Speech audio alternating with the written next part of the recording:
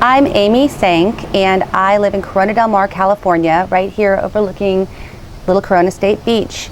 And I'm the publisher of an online newspaper called Corona Del Mar Today, published 7 days a week, and I just really run around town going and finding out the news, whether it's something at sea or whether it's a crime or whether it's a new business in my village.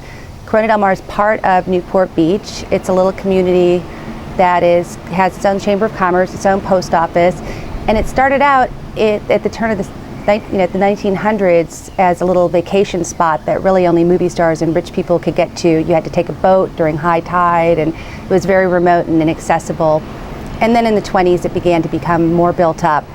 It was the site of one of the first big surfing competitions, I think in 1928. But when they built the jetties that you see behind me, they pretty much ruined the surf for the Corona Del Mar beaches. Now people surf at the Wedge, which was created by the jetties when they built them.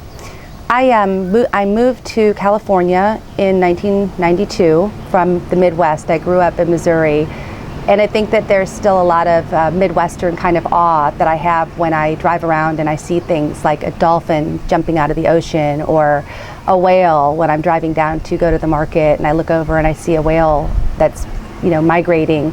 I joke that when I drive up to LA and they see the Hollywood sign, that even after all these years here in California, I still feel like I need to call someone and tell them, guess what, I'm looking at the Hollywood sign.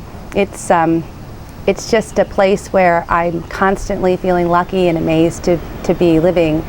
And the other people that I know who are from the Midwest or other cities who live here all seem to have a creative kind of fire and intensity and an attitude that I think more than even being lucky enough to be a native or being born here, when you've moved here from somewhere else, I think that you're just inspired to come up with ways to figure out how to stay here and just keep on enjoying it and living the life.